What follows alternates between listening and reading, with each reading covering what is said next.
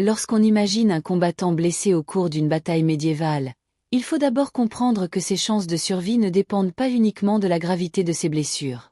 En réalité, avant même toute considération médicale, deux facteurs essentiels conditionnent souvent son sort: son appartenance au camp des vainqueurs et sa capacité à payer une rançon. Dans une guerre médiévale, les batailles ne se terminent pas toujours par une prise en charge immédiate des blessés. Si un combattant est grièvement atteint, incapable de se relever ou de fuir, et qu'il appartient au camp des perdants sans avoir une valeur monétaire ou stratégique permettant une rançon, ses chances de survie chutent drastiquement. Dans de nombreux cas, il pouvait être achevé sur place, non par cruauté gratuite, mais parce que les soldats victorieux et les pillards suivaient les combats pour dépouiller les morts et s'assurer que personne ne puisse se relever et reprendre les armes. La logique de survie immédiate et de profit dominait souvent ces situations. Une fois ce contexte brutal posé, il est possible d'examiner les blessures elles-mêmes. Toutes ne sont pas mortelles, loin de là.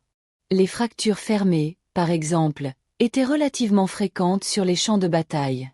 Elles pouvaient survenir après une chute de cheval, un coup violent de masse ou un piétinement lors d'un affrontement désordonné. Dès l'Antiquité et au Moyen Âge, certaines techniques de réduction et d'immobilisation des fractures existaient déjà. Tant qu'aucun organe vital n'était touché et qu'aucune hémorragie interne grave ne se produisait, un blessé pouvait survivre, à condition de recevoir des soins relativement rapides et adaptés. Toutefois, la convalescence était longue, douloureuse, et souvent handicapante en l'absence de rééducation moderne. Les blessures par arme tranchante représentaient un danger beaucoup plus sérieux. Les coups d'épée, de hache ou les entailles profondes pouvaient provoquer des amputations partielles ou complètes. L'analyse des charniers de certaines batailles médiévales, comme celle de Visby en 1361, montre que ce type de traumatisme était extrêmement fréquent. Dans ces cas, le risque majeur n'était pas uniquement la perte de tissus ou de membres, mais surtout l'infection. Sans antiseptiques ni antibiotiques, une plaie profonde pouvait rapidement s'infecter, entraînant gangrène, septicémie et décès. Selon la gravité et la localisation de la blessure, la mortalité pouvait être très élevée, parfois proche d'une chance sur deux pour les cas d'amputation importante. Encore plus redoutables étaient les blessures par arme de pointe, comme les lances ou les épées d'estoc. Ces armes pénétraient profondément dans les tissus et pouvaient atteindre des organes vitaux.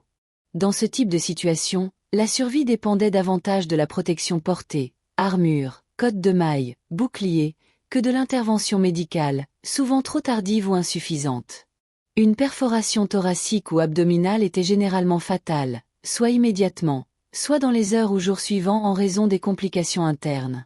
Enfin, les projectiles constituaient une cause majeure de mortalité. Les arbalètes, capables de tirer des carreaux très pénétrants, étaient particulièrement redoutées, même si leur cadence de tir était lente. Les arcs, en revanche, permettaient un tir plus soutenu, mais la létalité dépendait fortement de la puissance de l'arme et de la distance. Les analyses archéologiques montrent que de nombreuses flèches touchaient la tête ou le haut du corps, zone particulièrement vulnérable.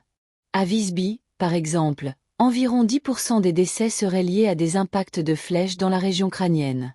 Les pointes de flèches étaient parfois conçues pour pénétrer les protections, mais leur extraction posait un problème majeur. Mal retirées, elles pouvaient causer des dégâts encore plus importants que l'impact initial. De manière générale, l'étude des blessures montre une répartition assez caractéristique des zones touchées. La tête est fréquemment visée ou exposée, notamment la région du crâne. Les bras ne représentent qu'une part minoritaire des blessures, autour de 15%, tandis que les jambes, en particulier la gauche pour un combattant droitier, sont souvent ciblées ou exposées lors des charges et des échanges rapprochés. Le tibia et le fémur comptent parmi les os les plus fréquemment fracturés. En conclusion, la survie sur un champ de bataille médiéval dépendait autant du contexte militaire et social que de la médecine. Pour un combattant du camp vaincu, blessé et sans valeur de rançon, les chances de survie étaient très faibles.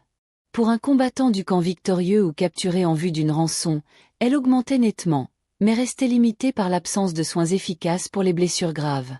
Jusqu'à une période relativement tardive de l'histoire, notamment avant le XIXe siècle, une grande partie des soldats mouraient non pas immédiatement au combat, mais des suites de leurs blessures, même après avoir quitté le champ de bataille.